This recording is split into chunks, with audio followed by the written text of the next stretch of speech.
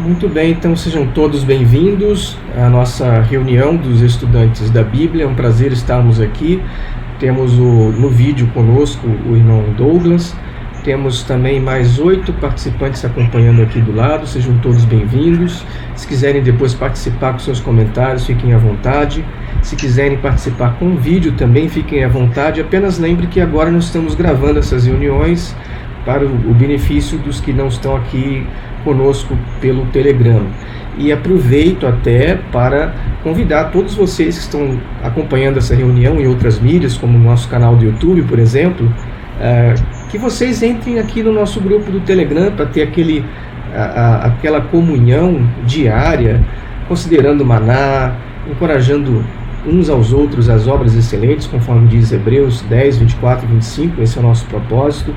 E lembrando que, no caso das reuniões, agora sendo gravadas, leve isso em consideração antes de você usar o seu vídeo e o seu nome de tela. Apenas isso. Temos também as nossas regrinhas para participação no grupo. Eu vou deixar aqui na descrição também, vocês que estão acompanhando em outras mídias. E fiquem à vontade para entrar em contato comigo. Essa aqui é a minha esposa, meu braço direito, Simone, que você já conhece. Boa noite. Quem está aqui conosco Olá. é a Andréia. Tudo bom, Andréia? Seja muito bem-vinda. Andréia, você sabe que nós estamos gravando a reunião agora, né? Você acompanhou lá? Tá saindo meu som? Tá saindo, boa noite. Você está ciente que está sendo gravada a reunião? Ok, perfeito. Eu só queria confirmar, porque afinal de contas vai depois pro YouTube. Então, tá ótimo, né? Então eu vou abrir aqui a nossa tela. Está aqui o aplicativo dos estudantes da Bíblia. Nós vamos aqui em hinos, que é um hinário, está em português. Temos aqui opções de escolha. Eu vou preferir hoje esse hino 6, que é um pequeno rebanho. Cristo Jesus, o Salvador, com sangue Ele comprou um pequeno rebanho que seu Pai eterno amou. Sim, pequeno rebanho, Jesus assim chamou. Envergonhar-se não deveis, pois Ele vos comprou. Não por riqueza e posição o Senhor nos chamou. Seus reis e sacerdotes que o mundo desprezou, o bom pastor da redenção, se em breve ele virá. Então a vossa humilhação enfim acabará. Vamos orar.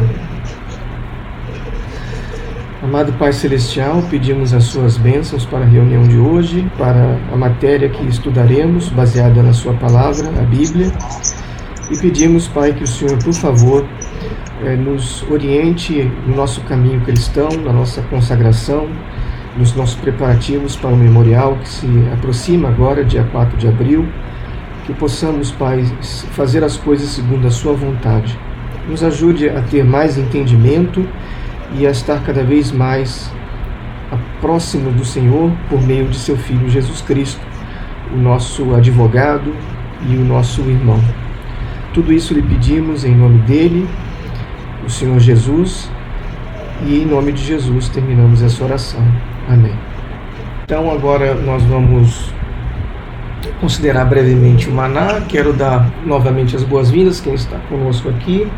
Aqui no YouTube tem até 3 pessoas acompanhando. Sejam bem-vindos, viu? Nós estamos no nosso grupo do Telegram, um grupo que tem 90 e tantas pessoas, e se vocês quiserem entrar, depois vejam ali na descrição o objetivo do grupo, as regras e o link lá mostrando como fazer para participar, tá bom? Eu vou ficar acompanhando aqui com vocês também. O texto base é o de 2 de Pedro 3, 17 e 18, que diz: sabendo, portanto, isto de antemão, irmãos, guardem-se de serem levados pelo engano de homens perversos, ficando vocês mesmos também abalados na vossa firmeza, mas cresçam antes na graça e no conhecimento de nosso Senhor e Salvador Jesus Cristo. A irmã Simone poderia ler? Crescemos no conhecimento à medida que observamos atentamente as promessas de Deus e pela fé as aplicamos a nós mesmos e procuramos discernir em nossas vidas o cumprimento dessas promessas. Ao mesmo tempo, crescemos em graça, pois a menos que cada parcela de conhecimento seja recebida em um coração bom e honesto e produza sua medida de obediência e justiça, graça, não estaremos preparados para o próximo passo de conhecimento. E, portanto, ficaremos parados ou possivelmente daremos um passo para trás.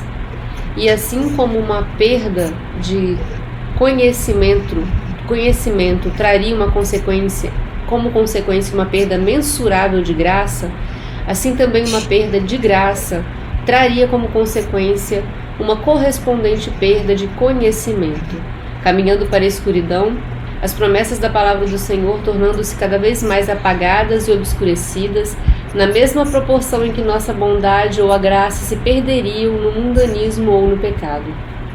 Obrigado. Alguém gostaria de fazer um comentário sobre esse maná?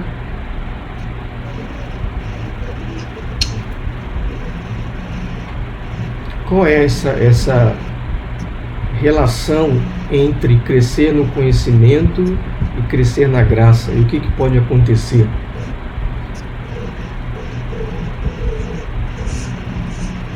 Em relação às promessas. Irmã Simone. É que é engraçado que parece que é junto, né? Nós crescemos no conhecimento porque nós observamos as promessas de Deus e temos fé. Uhum. Então a gente age de acordo. Mas aí, como diz, né? Ao mesmo tempo nós vamos crescendo em graça, porque nós estamos buscando agir de acordo, né?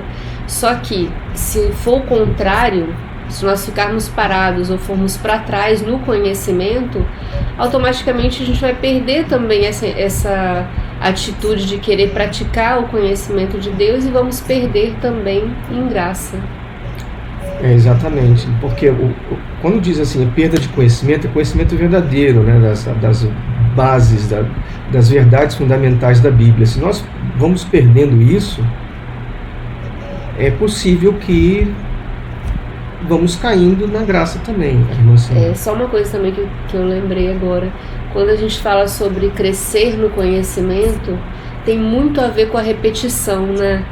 A repetição e a retenção, porque a gente esquece as coisas, né? Por exemplo, quem principalmente teve conceitos diferentes durante muito tempo, quando estuda a Bíblia com a mente e o coração limpos, querendo reter de uma forma pura, né, o conhecimento da verdade, é preciso ver uma vez, 2 vezes, 3 vezes, né, para que aquele conhecimento vá se firmando no nosso coração, né? Então, se a gente não fizer isso, com uma rotina de estudo da Bíblia, com uma rotina de meditação, de estar com os irmãos conversando sobre esses assuntos, na pregação com as outras pessoas, ou por exemplo aqui, as reuniões que são transmitidas, a gente está pregando para quem assiste e nunca ouviu falar. Então é uma forma de reforçar o conhecimento, né? Exato. E aqui comigo, que eu estou aqui no YouTube também, eu quero dar aqui as boas-vindas e um abraço para o Jefferson. O Jefferson está aqui, o Éder também está aqui conosco e o Ângelo está aqui conosco. Sejam bem-vindos, tá? Sejam bem-vindos. Nós estamos na reunião pelo Telegram e também convido a todos que quiserem para participarem do nosso grupo aqui no Telegram. O Éder está comentando assim: crescer na graça é entender que não é por obras e sim dom de Deus. Não é por obras, mas as obras são necessárias também, né, Éder? Senão, porque as obras, na verdade, não é que as obras causam isso, mas elas são um reflexo de que nós estamos, de fato, tendo esse crescimento. Mas quando não tem obra nenhuma, o que está mostrando isso para mim? O irmão Douglas aqui no Telegram. O maná de hoje até me lembrou Hebreus 10:39, que diz que nós não somos os que retrocedem, mas os que creem e são salvos. Então, como até a irmã Simone comentou, nós devemos ter uma rotina de estudo, porque é similar à nossa alimentação. Se nós deixamos de comer ou se nós deixamos de nos alimentar bem, o nosso corpo vai definhando. Da mesma forma, a nossa saúde espiritual precisa ser alimentado com a palavra de Deus, com oração e com a comunhão com os irmãos. Exato, né? O irmão Laudenor também, pode... Então, o texto fala, destaca aqui duas coisas importantes para nós, né? Além de crescer na graça, tem que crescer no conhecimento. Mas é importante que para crescer na graça, é preciso que, à medida que a gente vai obtendo a certa medida de conhecimento, esclarecimento, nós criamos também para nós uma certa medida de obediência de acordo com a cada passo que nós, cada etapa que vamos aprendendo, tem que ter um coração inclinado para ser obediente a Cristo. Perfeito, exato. Exemplo de como o conhecimento pode nos levar à graça. O conhecimento sobre o Senhor Jesus nos leva à graça. Sem esse conhecimento nós não temos a graça. Eu posso ter todo o conhecimento do mundo, eu posso entender de física atômica, de astronomia, mas se eu não souber nada sobre Jesus Cristo, como é que eu vou ter a graça que advém desse conhecimento de Jesus, das verdades bíblicas e do que eu preciso fazer para me aproximar dele e do nosso Pai Celestial Jeová, né? Então, assim, temos que ter um equilíbrio. Não é conhecimento puro e intelectual, não é também obras, como foi comentado aqui, pura e simplesmente pelas obras, mas um conjunto de ações, né? A fé sem obras está morta.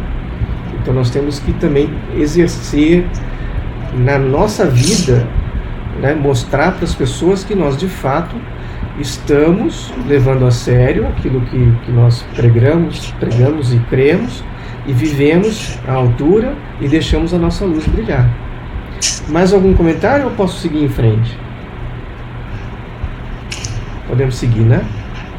Então estamos a partir daqui, olha, o governo da lei mosaica. A nossa reunião anterior, nós não chegamos a gravar, né? Mas teve uma discussão assim muito interessante, né? Sobre a importância de entender, por exemplo, o que aconteceria com Sodoma e Gomorra, né, que vão voltar, que vão todos serem ressuscitados, né? E, inclusive, alguns irmãos que estavam acompanhando acharam muito bom, né, esse entendimento. E nós estamos vendo aqui, dentro dessa estrutura geral desse capítulo 3, o que nós queremos aqui é fortalecer a nossa fé na Bíblia. Você vê que o tema, né, do estudo 3 é isso aqui, olha, a revelação de Deus, a Bíblia. E isso é importante, a gente ter a fé mais absoluta de que a Bíblia é a palavra de Deus, principalmente numa condição muitas vezes em que saímos de um grupo religioso, decepcionados com aquele grupo, e podemos cair no risco, né, de acabar ficando tão desapontados com tudo que a gente acaba, né, alguns acabam perdendo a fé na própria Bíblia. Então é muito, eu sempre deixo de, eu nunca deixo, ao contrário, eu nunca deixo de lembrar vocês, tomem cuidado nas suas pesquisas, onde vocês estão buscando informações, porque tem muitos grupos, canais, página da internet, sites, né? Grupos de Facebook, que na verdade desanimam. Quando você está lá, né, o que você vê? Você vê pessoas que estão lá colocando em dúvida a veracidade da palavra de Deus, né, colocando em dúvida doutrinas fundamentais da palavra de Deus, criticando tanto a outra religião, que você fica com aquele peso, né, com aquela coisa assim. Então, cuidado, né, cuidado. Saímos da religião lá, agora é um novo capítulo da nossa vida, é uma página virada, sigamos em frente, tem muita coisa para aprender, muita coisa maravilhosa. A verdade, ela não é propriedade de uma religião SA, mas a verdade é propriedade de todos os cristãos verdadeiros, está registrada na Bíblia para nós. Muito bem, então nós vamos agora falar sobre o governo da lei mosaica. Deixa eu ver aqui. O irmão Douglas poderia ler para nós? A lei de Moisés proveu uma notável legislação para o governo e a sociedade, algo ímpar e avançado para a época. Contudo, por causa da imperfeição humana, aquela lei não foi guardada. Ainda assim, seus elevados padrões exerceram uma enobrecedora influência no povo. O governo instituído por Moisés era diferente de todos os outros, quer antigos, quer atuais. Isso porque ele dizia proceder do próprio Criador. As pessoas tinham de prestar contas a Deus. Embora Israel tivesse um sacerdócio para o seu tabernáculo e templo, os sacerdotes não exerciam nenhum poder civil. Sem dúvida, isso não seria assim se a lei fosse simplesmente uma invenção de sacerdotes conspiradores. Em certo sentido, o governo de Israel se fundamenta na democracia e na república, sob as leis de Deus. Deus mandou Moisés a juntar os anciãos que nunca representavam as tribos, para ajudá-lo a administrar os assuntos da nação. Essa forma de governo foi concebida para incentivar o espírito de liberdade. Essa forma de governo republicano continuou por mais de 400 anos. Daí, os anciãos resolveram copiar as nações ao redor deles. Exigiram do profeta Samuel um rei. Samuel expôs ao povo como os direitos e liberdades deles seriam desconsiderados, mas o povo insistiu no assunto. Então, Deus disse a Samuel: ouve a voz do povo, pois não te tem rejeitado a ti. Antes a mim tem rejeitado, para eu não reinar sobre eles. Conforme avisados, a maioria dos reis de Israel e de Judá era má, e o povo realmente sofreu, mas Deus não os abandonou. Ok, então perfeito, né? O que nós podemos falar sobre esse governo da lei mosaica? É interessante esse comentário aqui, né? Comparando essa forma de governo com uma república. Vou até marcar aqui, olha. Em certo sentido, está aqui o comentário, né? O governo de Israel se fundamenta na democracia e na república sobre as leis de Deus. Então vamos lembrar algumas formas de governo. Uma monarquia, que foi o que aconteceu depois, eles pediram os reis. Monarquia é o monarca absoluto decidindo tudo por todos, né? Isso é monarquia. Anarquia, obviamente, é a ausência de qualquer tipo de governo. Aí você tem a ideia da república e da democracia, que é incluir as pessoas na forma de gerenciamento. Numa república, no governo republicano, você tem, por exemplo, um presidente, mas ele não está sozinho. Ele conta com, primeiro, o apoio do povo, segundo, ele tem assessores, e tudo é determinado meio que coletivamente. Se formos olhar o governo antes de começar os reis, o governo na época de Moisés era mais parecido com uma república, porque os assuntos eram decididos não tudo por Moisés. Como é que era mesmo? Vamos tentar relembrar aqui. Eu gostaria de comentar essa parte, a irmã Simone. É que a lei, ela guiava todas as ações do povo, né? Uhum. E Moisés, ele tinha anciãos que representavam as tribos e eles ajudavam na administração. Então a gente pode considerar que eram como se fossem governadores das tribos, né? Cada tribo tinha ali um representante também que traziam os assuntos a Moisés. Então era bem equilibrado. Moisés não podia exercer uma, vamos dizer assim, né, para ficar mais fácil de entender, uma administração autoritária, porque ele prestava contas a Deus, né? Então não tinha como. Mas infelizmente o povo, inclusive, voltando, né, o povo de Israel, inclusive, era escravo de um governo no Egito monárquico, né? Monárquico. Então eles sabiam que não era algo tão bom quanto o que eles tinham. Eles estavam podendo participar agora, né? Tanto é que esse exemplo de Israel serviu de base para outros governos, né? Uhum. Vamos ler então Números 11, 16 e 17.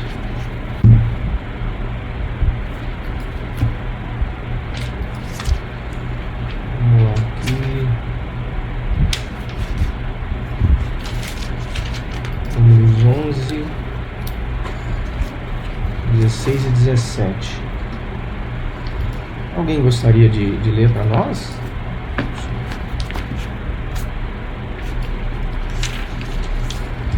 Só levantar a mão se quiserem ler. Simone poderia ler? 16 e 17. E o Senhor disse a Moisés: reúna 70 autoridades de Israel, que você sabe que são líderes e supervisores entre o povo. Leve-os à tenda do encontro, para que estejam ali com você. Eu descerei e falarei com você, e tirarei do Espírito que está sobre você, e o porei sobre eles. Eles o ajudarão na árdua responsabilidade de conduzir o povo, de modo que você não tenha que assumir tudo sozinho. Muito bem, né? Então aqui na versão King James atualizada, né? Então Yahvé respondeu a Moisés: reúne 70 sábios anciãos de Israel, que tu sabes serem autoridades e escribas entre o povo. Então, o que nós estamos vendo aqui é uma divisão da administração. É um modelo em que leva em conta outras pessoas, diferente do monárquico. E o interessante também com relação a essa visão monárquica é que quando eles pediram para ter um rei, o que foi que Jeová falou? O que foi que Yahvé falou? Irmão Laudenor, só abrir seu microfone. Através de Samuel, Jeová disse para eles, né, que quando eles queriam um rei, representante igual às nações ao redor, Jeová falou para eles que eles não estavam rejeitando, não era aquele sistema do governo que estava ali no momento. Eles estavam rejeitando o próprio Jeová, que tinha concebido aquela maneira de administrar a nação, né? E por sinal, a gente vê aqui na leitura que a irmã Simone fez, a princípio foram 70 designados, mas imagina uma nação, apenas, depois de Moisés, 70 pessoas, né? Não dava, né? Aí nós vamos lá para Deuteronômio, lá diz que das tribos, né, a cada 100 mil pessoas, imagina, a cada 100 mil tinha também um representante. E depois de 1000 vinha para 100, tinha um representante. E depois de 50, vinha um representante. Depois vinha 10, um representante. E tinha os oficiais. Quer dizer, é uma coisa que Moisés não ia definir sozinho. Havia um sistema que dava liberdade para que a nação pudesse solucionar os problemas. Então, a lei naquele momento, com aquele sistema, era para beneficiar a nação de Israel naquele momento. Perfeito. Isso me faz lembrar, antes do meu comentário, eu vou dar a palavra aqui para o Douglas. conforme uma pesquisa aponta, aproximadamente 3 milhões de pessoas saíram do Egito seguindo Moisés. Então, até me lembra, né, Isaías 55, que diz que os pensamentos de Deus são mais altos que os nossos pensamentos. Então, Jeová, de certa forma, fez tudo de forma organizada para não sobrecarregar Moisés, porque 3 milhões de pessoas é muita gente. Seria muito complicado, né? Outra coisa que me lembra também é a organização mais simples das igrejas, das eclésias, em que elas têm autoridade local para decidir. Isso é assim entre os estudantes da Bíblia. Nós não temos um centro, uma hierarquia, uma pessoa que comanda tudo, mas cada eclésia, cada congregação, ela é autônoma. Os consagrados de cada congregação, por meio do seu voto, é que decidem, por exemplo, a escolha de anciãos, de diáconos. Em algumas eclésias, o que a eclésia vai fazer em termos de testemunho é decidido coletivamente, né? Então, eu acho assim que é uma estrutura que dá liberdade e coloca a responsabilidade também na mão daquele membro, que se sente parte mesmo de uma comunidade e não simplesmente um vassalo, um robozinho controlado, né, por uma mega estrutura que define tudo e eles são obrigados a seguir. Não é assim entre os estudantes da Bíblia. Muito bem, vamos ver agora as leis justas para a proteção. Lembrando que o nosso objetivo do nosso estudo aqui é fortalecer a nossa fé na Bíblia como sendo a palavra de Deus inspirada e relevante para nós hoje.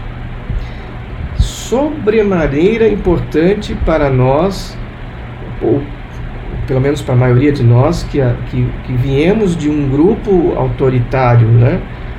E que às vezes a saída de um grupo assim vem com uma carga emocional muito grande, vem com cicatrizes e que faz a pessoa até alguns, né, faz com que alguns se sintam decepcionados com tudo, com a Bíblia, com Jeová, com a verdade. Então nós não queremos que seja esse o caso. E por isso precisamos fortalecer a nossa fé de que a Bíblia é a palavra de Deus. Esse é o estudo que nós estamos fazendo hoje. E qual é o terceiro ponto que mostra que a Bíblia é de fato a palavra de Deus? São as leis justas para a proteção, que nós vamos ver agora. Eu vou pedir aqui a Simone para ler, por favor. Só um minutinho.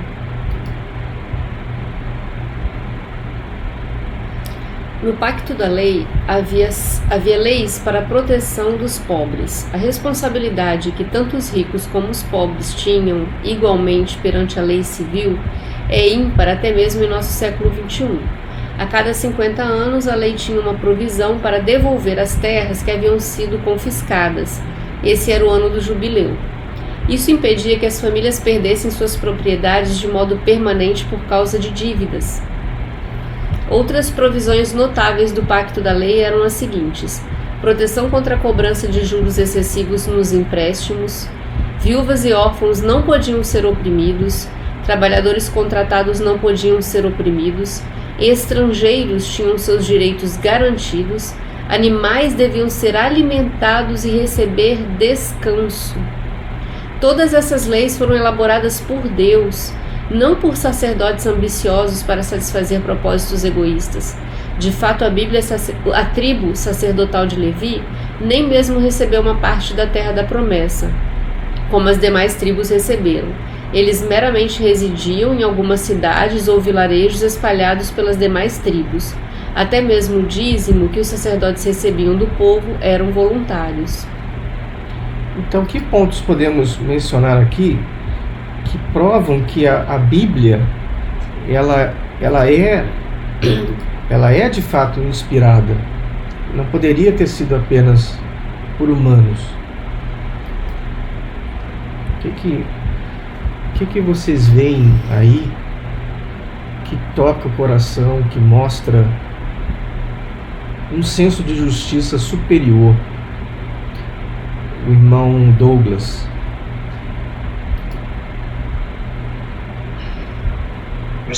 Nós percebemos que a nação de Israel estava muito à frente até das nações vizinhas, né?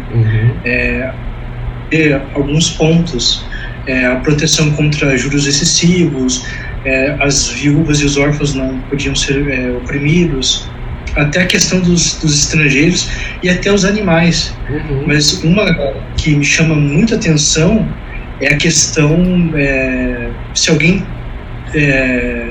se suspeitasse que alguém estava com alguma doença contagiosa, essa pessoa tinha que ficar fora do acampamento, ela tinha que raspar até as sobrancelhas, para ver o nível de sabedoria de Deus, para que nenhuma das doenças que existiam no Egito penetrasse dentro da nação de Israel. Então a gente vê que não leis que foram elaboradas por sacerdotes ambiciosos, são leis que vieram de um Criador justo e amoroso. Exato, esses aspectos que até não foram mencionados aí, são bem interessantes. Daqui a pouquinho eu vou chamar o Laudenor aqui, mas são bem interessantes, né? Como é que uma sociedade campestre de tantos mil anos atrás teria noção dessa questão de lavar, né, do fungo, que eles tinham... Cuidado com os mortos. Cuidado com os mortos, não tocarem coisas impuras, né? Coisas que até quando começou a pesquisar, quando a ciência começou a pesquisar, os primeiros a levantarem a hipótese de que existiam micróbios foram criticados, foram ridicularizados pelos seus pares, seus colegas cientistas. Mas aí depois descobriu-se que não, existe todo um universo de vida microscópico. Mas Jeová já sabia disso e deu as leis para eles, para que eles se mantivessem separados, né, puros, e evitassem esse tipo de contaminação. É interessante isso, né? Eles já entendiam sobre contágio. Sobre contágio, exato. Né? Irmão Laudenor, gostaria de comentar? O tópico destaca leis justas para a proteção. Então me lembro que no passado eu li, e a gente começa a comparar aqui, que as leis de Jeová no passado foram copiadas por nações, e até hoje são copiadas também. Por exemplo, recentemente no Brasil foi aprovada a lei e os estados estão se preocupando mais com a questão de proteger os animais, né? Dá até prisão se maltratar. Então aqui a gente vê essa proteção em Êxodo 23:12, né? E Deuteronômio 25:4. Tem pessoas que... aqui tem um caso de um policial militar em Belém que ele perdeu a farda porque ele atirou e matou um animal, né? Olha só, essa lei de Jeová beneficiando. E uma outra também que a gente vê, irmãos, assim, que eu acho interessante, que é uma realidade hoje, e já no passado Jeová se preocupou, né? A questão social. O Brasil é um país que se preocupa muito com isso, mas Jeová lá no passado já se preocupava, né? A questão dos órfãos da viúva. Hoje existe uma variedade, cada país se preocupando com o social devido à confusão que existe hoje, né? A aflição é mundial, a pobreza cada vez maior das nações, mesmo países lá do primeiro mundo existe aflições, e Jeová no passado já se preocupou. Então, como o irmão destaca aqui sempre nas reuniões, esse estudo aqui mostra, né, nos ajuda a não deixar de acreditar na palavra de Deus. Exato. Não permitir que o mundo ao nosso redor faça a gente desacreditar na palavra de Jeová Deus. Exato, né? Que o nosso Pai, ele é santo, ele é puro, ele não tem culpa de nenhum grupo ao longo desses séculos que o representou mal, que usou o nome dele mal e que fez coisas em nome dele que ele nunca autorizou. Irmão Douglas. Só voltando aqui nessa questão da contaminação, né? Levítico 14, 8 e 9, e ali em diante, fala que a pessoa ela tinha que ficar 7 dias numa quarentena, ela tinha que ficar numa quarentena ali 7 dias, tinha que raspar todos os pelos do corpo, e essa pessoa, após esse tempo, ela tinha que se apresentar a um sacerdote, para esse sacerdote verificar se essa pessoa estava saudável de fato. Então, a gente para e pensa, que nação da época, o que 4.000 anos atrás, provavelmente, tinha um controle tão grande em relação a doenças, em relação a contágio. Será que o ser humano da época teria conhecimento acadêmico para ter tais decisões assim tão à frente da sociedade? A gente vê que isso daí é claramente a mão do nosso Pai Celestial. Verdade. Até coloquei o texto aqui do lado. Depois que estiver acompanhando pelo YouTube, consegue parar, pausar e ler com calma. Simone. Só um ponto que foi citado ali também sobre os estrangeiros, né? Que não tinha muita preocupação, porque os reinos eram tão inimigos que essa questão de estrangeiros, assim, de ter direitos garantidos, eu acho tão assim né, para aquela época. Isso é tão claro que assim existiam, por exemplo, Israel, quando o faraó aceitou por causa de José que ficassem no Egito, eles foram respeitados, colocados em um lugar, mas eles não eram nem se misturavam com os egípcios, né? Eles tinham lá o seu lugar. Então, direitos eu acho bem avançado para eles também. Só uma visão de pai. É verdade. Tem um detalhe também ainda, voltando na questão da medicina, né? Das leis de higiene, em comparação com as nações ao redor, com o Egito, por exemplo, eu estava outro dia fazendo uma leitura sobre o que os egípcios eles criam ou tinham como métodos de medicina. E eles usavam, acredite ou não, excremento para curar feridas. Olha que absurdo. Né? Então, é um contraste total. Essas nações na escuridão, mas a nação de Israel brilhando literalmente em meio àquelas outras nações, por conta da orientação de Yahvé. Enquanto Simone. isso, nas leis estavam lá que eles tinham que ter cada um o seu instrumento para fazer um buraco e enterrar. Quer dizer, tarugo, era chamado tarugo. Giovana estava quase dizendo nas entrelinhas, isso daí vai servir de adubo. Inclusive é engraçado, eu estava lendo um livro sobre medicina, falando sobre medicina, mas ele estava falando sobre plantas também, né? E a sabedoria que é a questão dos pássaros comerem frutas, e as frutas são doces, atraem os pássaros, e justamente porque eles comem essas sementes, eles espalham, né, pelas fezes também. Então, nos animais é até mais utilizado essa questão como adubo, né, porque eles também servem para espalhar, né. E aí eu lembrei que há pouco tempo os cafés, né, que descobriram através dessa digestão dos pássaros que comem certos grãos de café, e que os baristas, né, consideram de valor muito maior, por causa das enzimas, enfim. Mas eu acho interessante, a criação ela é maravilhosa, e Jeová, as instruções que ele deu para Israel já refletem para a gente hoje, que já está há muito tempo à frente, né?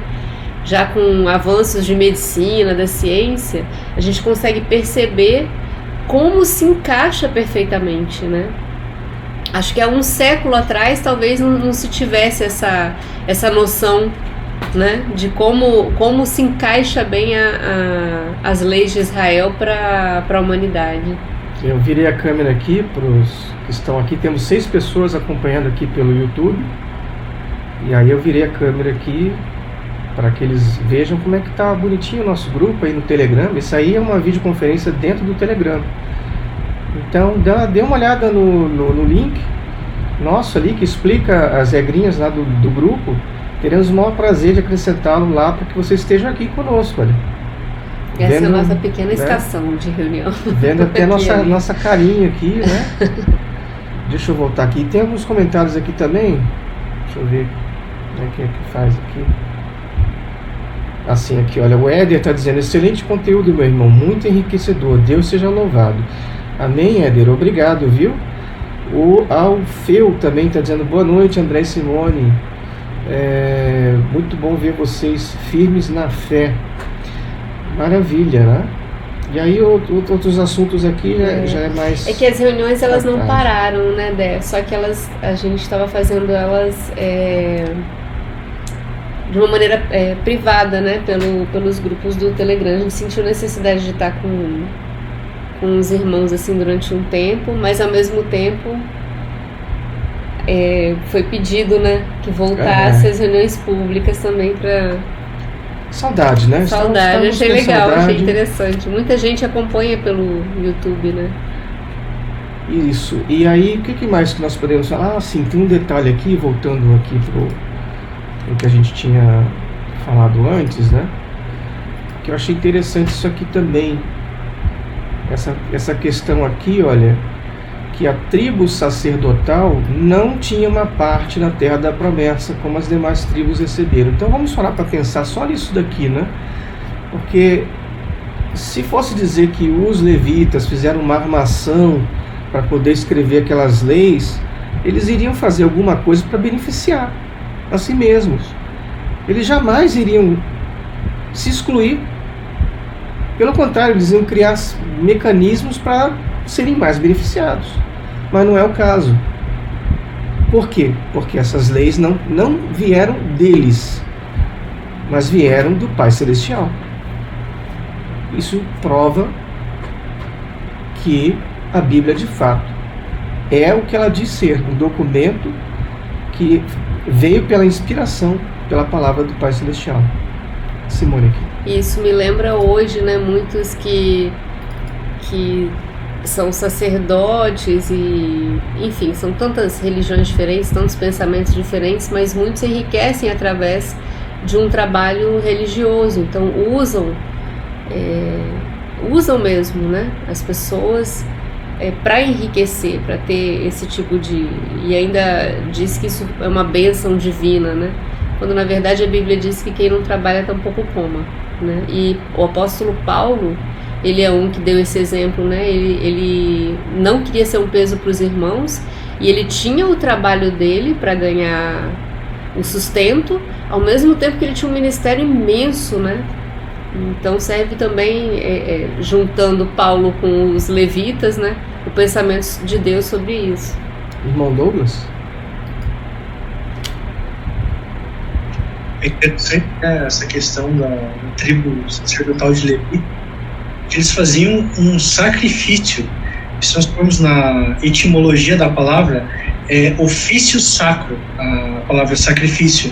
Então era uma coisa extremamente santa que eles faziam. Eles abriam mão de algo corriqueiro, normal, que era ter uma terra, em prol do Pai Celestial. E a gente vê que esses sacerdotes representavam sombras de coisas futuras, né? Isso. O sacerdócio celestial. Exatamente, né? E nós podemos considerar esse parágrafo aqui, que fala sobre profecias bíblicas sobre o futuro. O irmão Aldenor acha que está com áudio bom aí para ler para nós, ou prefere que outra pessoa leia? Ok. Fala um pouquinho aí, só para ver se... Posso ler? Pode ler. Profecias bíblicas sobre o futuro. São 2 parágrafos.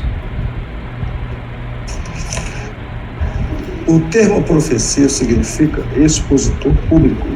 As mensagens que Deus enviava ao povo por meio dos profetas eram, com frequência, uma reprovação pelos pecados e um aviso sobre punições futuras. Essas mensagens também continham promessas de bênçãos caso se arrependessem e se corrigissem. De modo geral, os profetas de Deus não eram populares e suas vidas costumavam correr perigo, como nos casos de Elias, Isaías e Jeremias. Mas mesmo assim, eles transmitiram fielmente as mensagens impopulares de Deus e, por inspiração, elas foram registradas na Bíblia. Né? Muitos profetas da Bíblia não eram meramente instrutores públicos, mas eles também prediziam o futuro. Nenhum outro livro, alegadamente santo, possui profecias tão notáveis como as da Bíblia. O Alcorão dos muçulmanos, a Tripitaka dos budistas, bem como os Vedas e os Upanishads dos hindus, nenhum deles contém evidências significativas de qualquer profecia cumprida. Ok, obrigado. Deixa eu só marcar aqui onde nós paramos. Eu já sei o que é. E aqui, com relação às profecias, o que chamou a atenção de vocês nesses pontos aqui? O que nós podemos comentar sobre o significado de ser profeta, sobre o que os profetas do passado enfrentavam? Simone. É que com o tempo a nação de Israel ela não obedecia tanto assim, né? A história de Israel é muito tumultuada. Com o tempo, reis iam se intercalando entre reis bons, reis maus, e nas épocas em que os reis não eram bons, não faziam o que era da vontade de Jeová, inclusive adoravam até deuses falsos, né? Então a ação era direta, assim como a lei já dizia que ia acontecer, né? Então até as colheitas eram afetadas, né? A bênção sobre Israel era retirada, eles perdiam guerras, né? E daí vinham os profetas. Os profetas, eles iam dizer, olha, o que vocês estão fazendo de errado? Vocês estão fazendo isso e aquilo, por causa disso as bênçãos não vão vir, né? E, enfim, eu gostei do termo, né, profeta, que significa expositor público, que era isso mesmo, né? Inclusive são vários profetas menores que a Bíblia registra as suas profecias e para quem eram aquelas profecias. Eu também acho interessante essa questão de que as profecias, elas também muitas vezes não eram tão populares assim, né? Então, se alguém dissesse que era uma armação, por exemplo, é uma armação, né? Por que então falar coisas impopulares? Por que trazer condenações de Deus, sendo que muitos foram perseguidos, foram mortos, torturados, né? Cerrados ao meio, decapitados, como diz a Bíblia, né? Até citou aí os exemplos de Elias, Isaías, Jeremias. Por que eles Puedo comentar? se dispunham? Quem é que está falando? Acho que é o Eric. Sim, fique à vontade, Eric. Ya, lo interesante de la experiencia de los profetas es que ellos eran, por así decirlo, no solo la voz de Jehová mismo, sino que eran la conciencia que tenía el pueblo, que de alguna manera levantaba a Jehová para denunciar todas las cosas que el pueblo de Israel estaba haciendo mal. Y para poder hacer eso, ellos tenían que exponerse públicamente y hacer cosas que eran prácticamente como degradantes dentro de la sociedad judía, como por ejemplo arrancarse la ropa y andar en paños menores, o echarse cenizas y colocarse un traje especial, o por ejemplo no casarse, como se le dijo al profeta Jeremías, o a otro profeta, por ejemplo, que se le pidió, y esto me llama mucho la atención, que Jehová le dice: cásate con una prostituta, para que tengas hijos tuyos y hijos de otros, para que la nación de Israel se dé cuenta cómo se ha comportado conmigo, ¿ya? Y cómo ellos están divididos. Entonces los profetas siempre estuvieron expuestos, porque eran la voz de la conciencia para denunciar que estaban haciendo todo lo contrario a lo que ellos habían pactado como pueblo con Jehová. Sim, muito obrigado, Eric. Comentário aí do Chile. Eric está lá acompanhando conosco a partir do Chile. E esse detalhe também, né, de que ele acabou de comentar que muitas vezes os profetas pedia-se que eles fizessem coisas aparentemente absurdas e que até seriam difíceis para eles mesmos fazerem, né? como esse caso que ele citou, de Miqueias, registrado em Miqueias, de casar-se lá com uma prostituta, né, para exemplificar como que a nação de Israel tinha traído o próprio Jeová, né, com outros deuses. Então, se não fosse mesmo por um poder superior pedindo essas pessoas para fazer essas coisas e dando principalmente, né, conhecimento adiantado, e é o que nós vamos tratar isso daí mais à frente, no próximo, né, de coisas que iriam acontecer e acontecerem exatamente. Então isso é uma prova de que de fato era Deus por detrás disso. O irmão Douglas, por favor. E nenhum livro, nem o Corão, nem o livro dos hindus, dos budistas, né, falando com todo respeito, está no nível da Bíblia, porque a Bíblia tem profecias que se cumprem e a Bíblia em si já estava à frente de muita coisa. Eu gostaria de só citar rapidamente 2 textos. Pois não. O primeiro é Naum 2:4, que diz o seguinte: os carros de guerra percorrem as ruas e se cruzam velozmente pelos quarteirões, parecem tochas de fogo e arremessam como relâmpagos. Então veja que a Bíblia já falava até dos carros modernos, né? Isso aqui é uma visão do profeta Naum. E também Isaías 40:22, que diz que Jeová, o Pai Celestial, mora acima do círculo da terra. Então, 2 textos que mostram que a Bíblia já estava muito à frente, né? Muito à frente até da ciência moderna de hoje em dia. Esse aí é fantástico. Isaías 40:22, ele é o que está sentado em seu trono acima da cúpula da terra. Eu estou aqui na King James atualizada. Agora, tem até um artigo no nosso site sobre isso aí. Em outras Bíblias, como a JFAC, João Ferreira de Almeida atualizada aí, corrigida, está dizendo: ele é o que está sentado sobre o globo da terra, que a palavra lá em hebraico é círculo, mas não apenas círculo 2D, mas círculo esférico, portanto globo, uma bola, né? Uma bola. Como é que eles poderiam ter esse conhecimento milhares de anos atrás, se não apenas por revelação divina? Então é prova, né, mais do que contundente, de que a Bíblia ela foi sim inspirada por Deus e, portanto, podemos confiar nas suas maravilhosas promessas para o futuro. Nós vamos ficando por aqui hoje, mas na próxima reunião nós vamos ver profecias sobre Jesus e o fim da era. Vamos ver também qual é o tema comum, o tema predominante da Bíblia, e vamos falar um pouquinho sobre Deus, o autor da Bíblia. Quero agradecer muito a todos vocês que estiveram aí conosco, ao vivo aqui pelo Telegram, também aqui pelo YouTube. Estou vendo 5 pessoas aí, vocês já deixaram alguns comentários aqui. Aqui por último tem o Mike dizendo boa noite a todos. Boa noite, Mike. Esta reunião aqui do Telegram está sendo gravada e vai para o YouTube, para ficar mais formatadinho aqui. E vocês que estiveram aqui no YouTube hoje, considerem estar conosco no grupo do Telegram, acompanhando, né? Porque além das reuniões, nós temos todos os dias a consideração do Maná, temos um programa de leitura da Bíblia em um ano, temos irmãos comentando, fazendo perguntas, e nós divulgamos também os estudantes da Bíblia nesse grupo. Ok? Então, sem mais, nós vamos agora aqui abrir o nosso inário.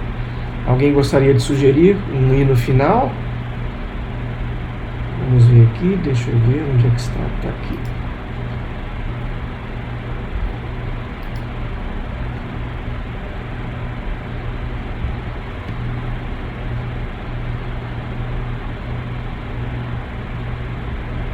Simone, tem algum hino em mente?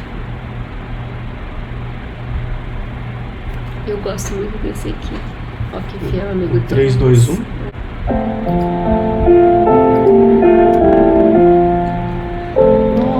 Que fiel amigo temos em Jesus o Salvador, pois os nossos sentimentos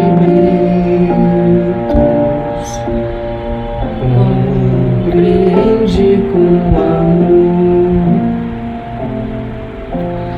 suplicando a Jesus Cristo, sua paz nos pode dar. Sim, Jesus é o fiel amigo que nos pode ajudar. Oh, que fiel amigo temos, mesmo em nossas aflições.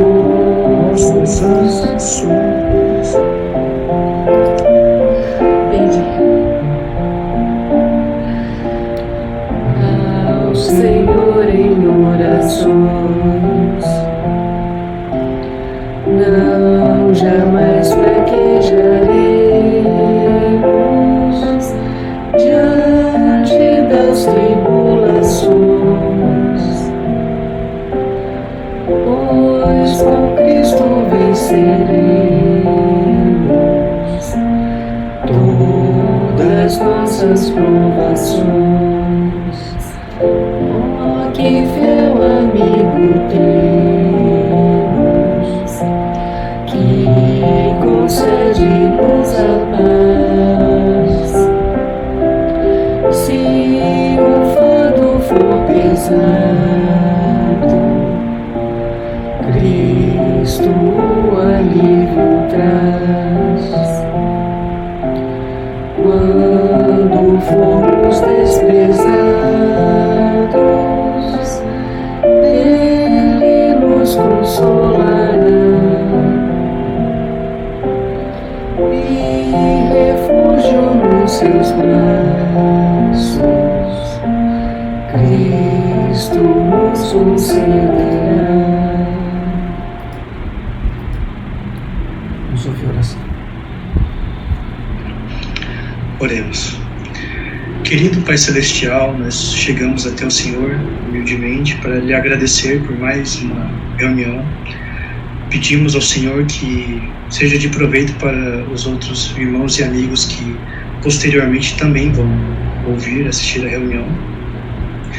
Lhe agradecemos por tudo, querido Pai, especialmente pela vida perfeita do seu querido Filho Jesus, que veio, se entregou por nós bondosamente e concedeu para a Igreja e para toda a humanidade um futuro maravilhoso. Lhe agradecemos por nos apresentar esse maravilhoso plano divino que o Senhor desenvolveu em prol de toda a humanidade. Oramos para que venha o vosso reino, que a vossa vontade seja feita aqui na terra como no céu.